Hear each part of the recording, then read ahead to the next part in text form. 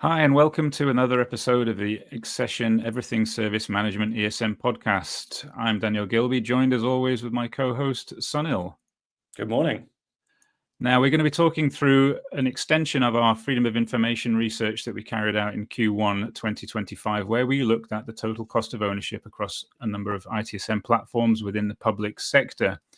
Got a great episode on that. We'll link to that in the comments here, so you can check that out when you have time, and certainly recommend that you do so. It'll give a full flavor here, but we're diving deeper into the numbers that we've uncovered through the research. So I had some thoughts on that before we get into the facts and figures. Indeed. So only to echo, Dan, your view that people should go back and watch the previous episode. That was very insightful in terms of the true costs associated with the various vendor solutions in the market. This episode is going to be focused much more on the people costs. So we see that as the implementation and professional services costs, support, and third-party managed service costs associated with the and operate of the platforms. Fantastic. And just to set the scene, so the data we captured was over a 3-year period running financial years 22, 23, 24. Reached out to just under 600 organizations, of which just under 400 came back. So we feel we've got a very good and solid representation of data here. Mildly caveated that with, in a certain number of instances, and we'll call this out as we run through the statistics, that there's maybe slight skewing here, but again we'll call out those particular areas as we see them. You may have a completely different view, and we'd love to hear that. Leave a comment. Okay, so Dan, just before we jump into the data set, there is one other quick point that I'd make, which is that this is public sector, UK public sector information, hence the Freedom of Information request that allows us to access the data. That's not representative necessarily of the commercial marketplace, and many of our listeners will be in the commercial marketplace. However, with a data set of 379 respondees, we feel that it's highly likely that this data is definitely going to be quite similar, I would say, to what happens in the commercial space. It doesn't really make a lot of sense to think that it would be wildly different anyway. So I just wanted to say that to the audience, because I think there is definitely relevance to the commercial sector. There's absolutely, without a doubt, going to be parity there. And hate to be the guy who does this, 369 responses. Excuse me, apologies. Yeah. So, but for those we're just checking you're listening, folks. Okay. All right, let's get into some of the statistics here. Okay. So, Sunil, you had a great deal of fun kind of pulling up this data, right? And you had some quite interesting thoughts on this when we discussed this ahead of doing this episode. Indeed. So this chart, and maybe you could zoom in on it, Dan. Sure thing. Would be fantastic. But this chart basically shows all of those people costs by type of spend. So as we referenced earlier, we're talking about implementation, support, professional services, third-party managed services, and the staff costs of the organizations themselves. And what this chart shows you is that roughly 50%, 47.7% of the total bill, for want of a better expression, on people is in fact the internal costs of organizations. I guess to a degree that makes sense, right? People, when they take on a platform, they want to see, that platform managed internally by their own teams. What is quite interesting is, and we might touch on this a bit later on as well, but what is quite interesting is that the total market for people costs is about £12.2 million. And as a proportion of the total market spend, that's about 23%. So just to remind everyone, the total market spend was about 52, or just over 52 million pounds. So actually, 77% of the spend in this space is directed to vendors. So they take the lion's share of the investment that's made into the ITSM, ESM platforms. And I think that's quite interesting, right? Personally, I think that's quite an interesting stat. What we can also see here is if you look at in-house and third-party support and managed services, so we're dropping implementation and professional services, right? Then actually that's 75% of the spend. So 75% of the spend goes on really running and administering the platforms. And actually a relatively small amount of money, only about £3 million across 369 organizations, is spent on what we would perceive to be either implementation, so solution enablement, or professional services, ongoing development of the solutions. So it's about 5.8, so less than 6% of the total market spend is around platform development, right, within these organizations. And I'm interested in your view on that, Dan, but to me, that indicates that actually not enough money is budgeted for development, ongoing development and continual improvement of ITSM, ESM platforms. Well, it's kind of evidenced, well, it's certainly evidenced in my view in the other research we carried out, where we looked at how organizations were using ITSM technology, ITSM platforms beyond solely in the IT realm. So things like HR, finance, facilities, other business areas that true ESM play. And sort of seeing this statistic here and what you've just described there kind of backs that up, frankly speaking. So you mean the sort of fairly low adoption rate of but also service management solutions outside of IT? Yeah. But is there a perception, what are these sales guys saying? Is there a perception like, you get it up and running, it's implemented in place, and you don't need to do anything with it. There's no ongoing maintenance, blah, blah, blah. Whereas the reality is, and what we see in, let's say, more organizations where they're really, getting maximum value out of it, is that they're sweating the asset and developing it. There's that continuous service improvement culture there in place, right? And they realize there's an investment to be made versus, well, we just need a service management tool. Yeah, I think you've hit the nail on the head there, which is around value. So it's what I think organizations need to be thinking about is how do we extract the most value from the tool that we have? Which is likely to require some investment, isn't it? It's unlikely that they are actually getting the most value out of the tool set. And, we know from example from Gartner that, there is a significant amount of feature and capability that sits within SaaS platforms in the ITSM world that is unused. So I think there will always be opportunity for more value. The question is, how do we extract that value? So therefore, what is the investment that is needed to pull more value out? So that was quite an interesting, observation, really looking at the total people costs. Maybe if we could move on to the next piece of this, which is to zoom in, I think, to the people costs by vendor. Maybe, Dan, if you could just zoom in on the first slide, so it makes it a bit easier to see. Yep, sure thing. So what we're looking at here is the total people costs by solution. And perhaps slightly unsurprisingly, because this fits with the anecdote that's out there in the marketplace, there is one dominant vendor there that attracts the biggest people cost investment in the market, and that is obviously ServiceNow. And what we wanted to do, though, was compare that to ServiceNow's overall share of the market spend, which was about 32.5% when you include subscriptions. So actually, ServiceNow was by far away the dominant player in terms of pound note spend in totality. that increases even more when you look at the associated people costs with running and operating the platform.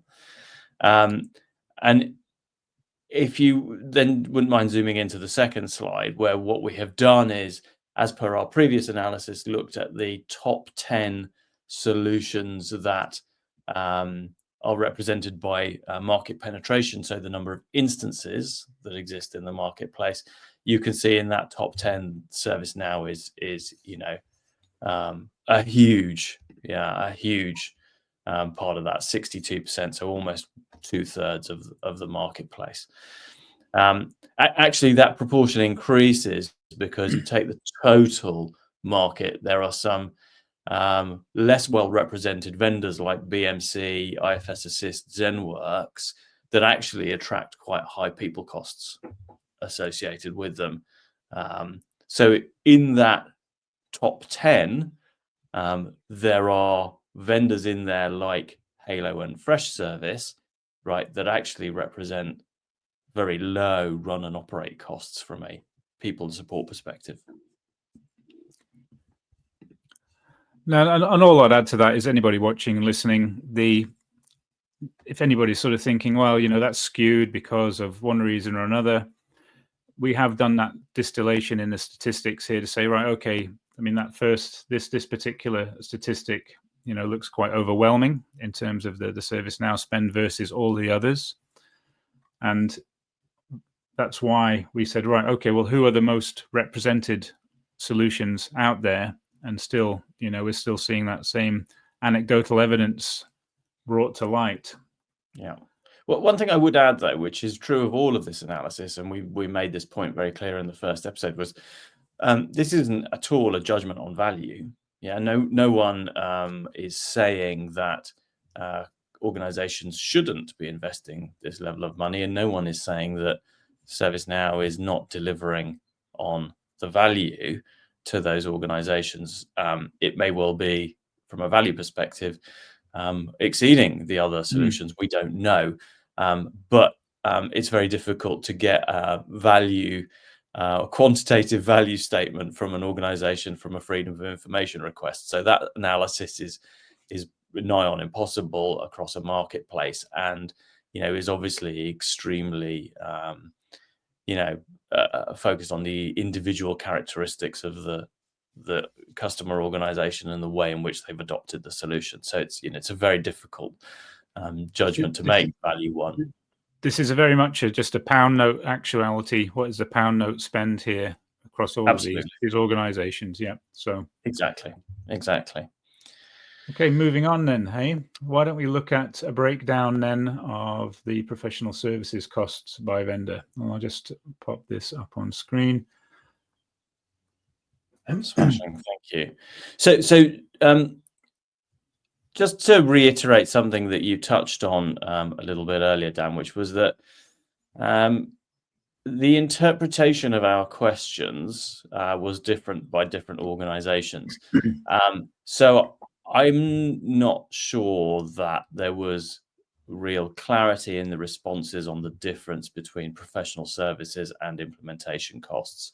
I have a feeling that some organizations will have characterized an implementation as professional services, and so therefore it's difficult to pull the data out between professional services and implementation. But what's interesting, if you look at the full market, is that again, ServiceNow is well represented, but somewhat sort of surprisingly, really, ManageEngine, Ivanti, and BMC, who we referenced in the previous slide, right, actually have attracted fairly significant professional services costs.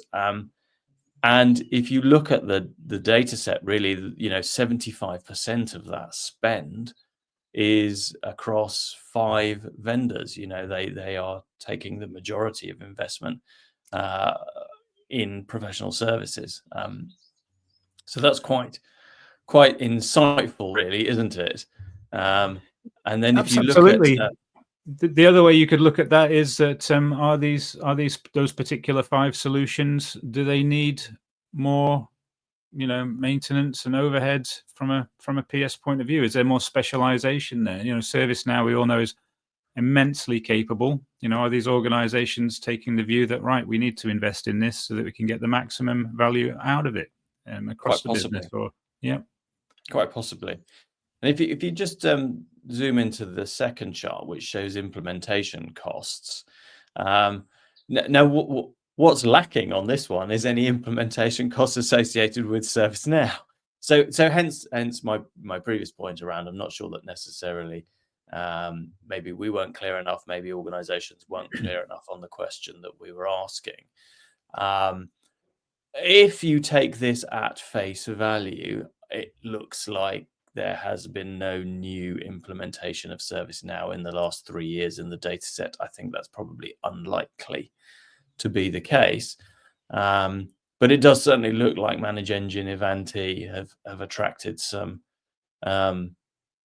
investment. There's probably been some new spend in those solutions. That's what this would indicate. And Halo also seems to have gathered, and I think we know that from anecdote, don't we, that Halo has gathered quite a lot of momentum in the public sector. No, absolutely. Yeah. But there's not really enough. I think, there's not really enough data here. I mean, it's about £800,000, right?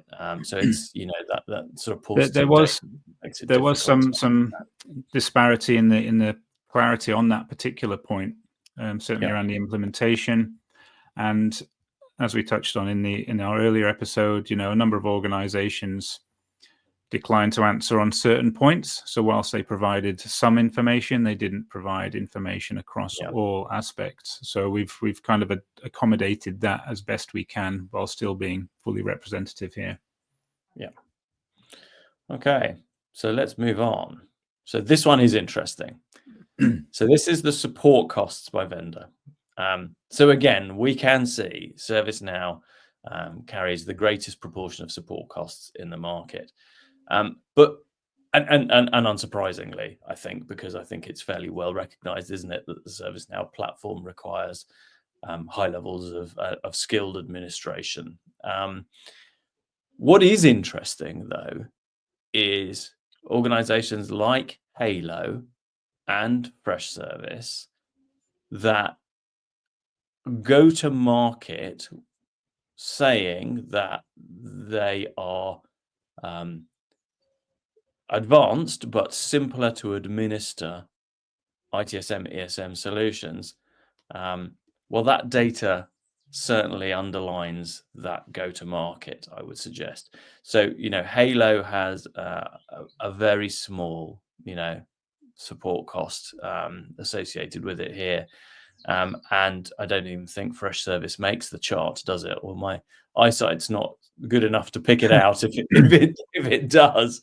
So what are we hearing, right? What we're hearing organizations tell us is that they don't have somebody that's dedicated to managing their Halo or their Freshservice instance, that they're able to have that administered by somebody in the broader technology support team.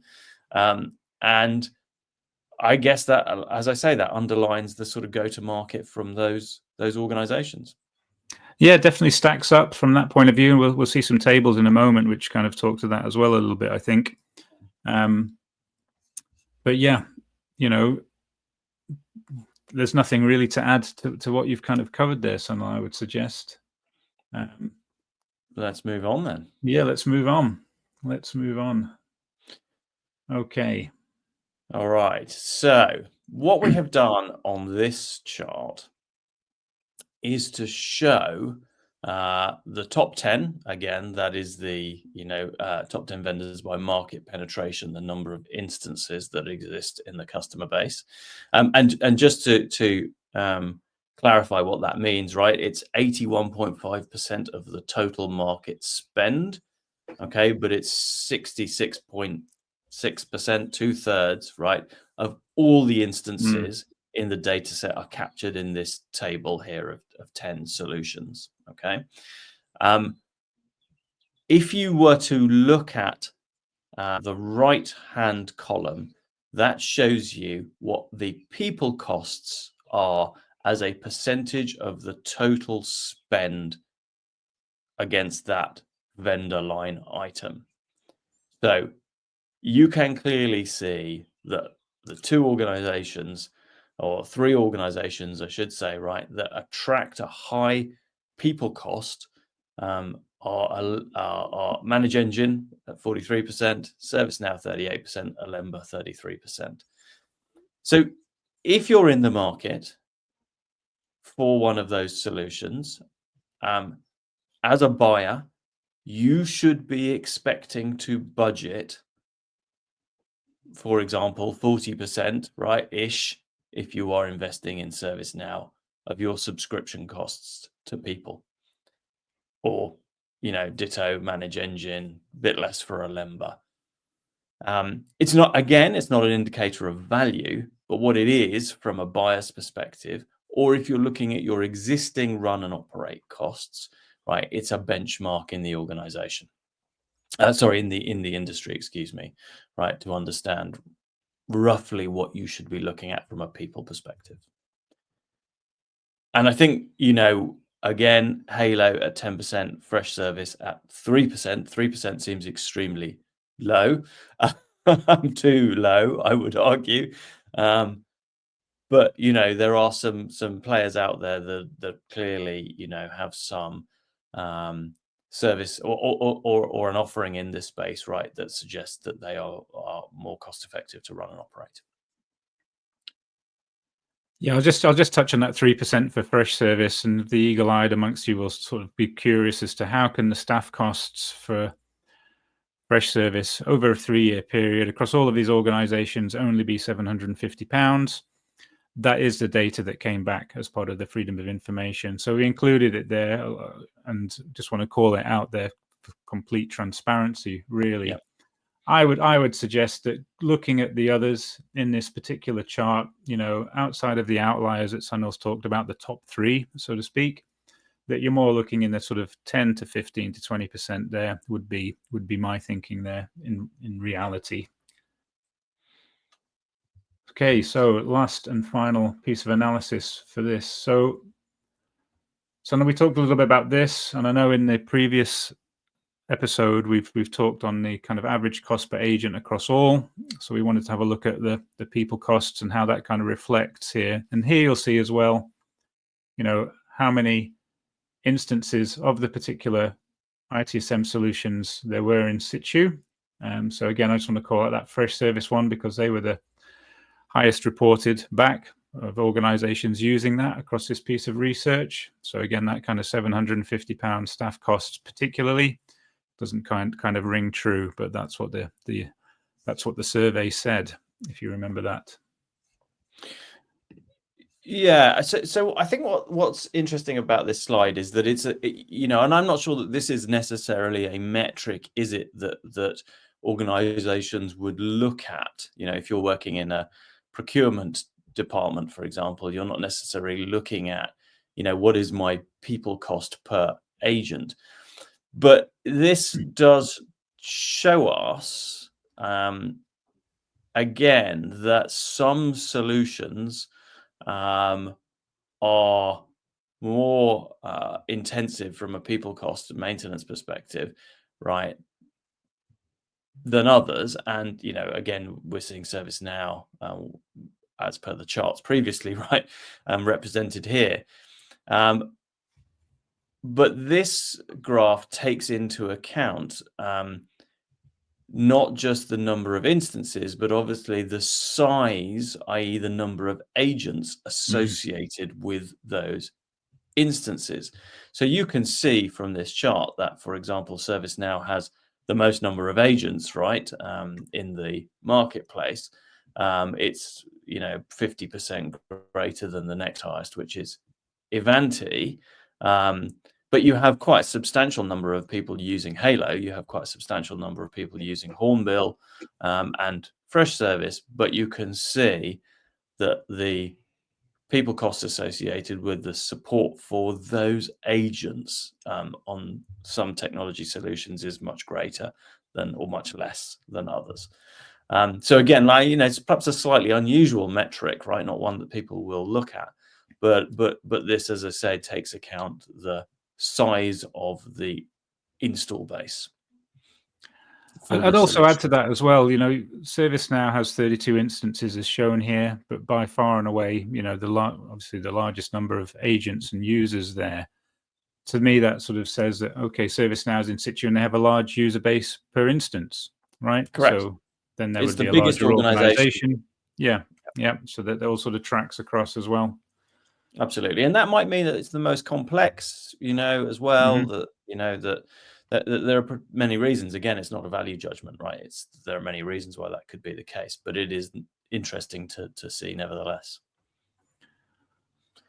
And I think that brings us to the end of this. That does indeed. I was just going to say thank you very much, Sunil. That is the end of this particular piece of analysis. I'll just pull this off screen. We hope you found that interesting and that you made it this far. If you have, that'd be fantastic. If you could leave a comment, let us know what you think. If you would like more detail around this, we're happy to have a conversation around it. If you'd like to challenge any of the points or observations we've made, we're always up for a bit of a challenge. So please, again, get in touch. Contact details scrolling on the screen below, but it's info@accession.co.uk, or indeed swing by the website. Yeah, find us on LinkedIn. Or find us on LinkedIn. Yeah, we're around. If there are things you'd like us to go out into the market to discover, to talk about, or you'd like to perhaps come and give your voice, your point of view on the podcast itself, again, just get in touch. Be happy to talk. Thank you very much. Thank you.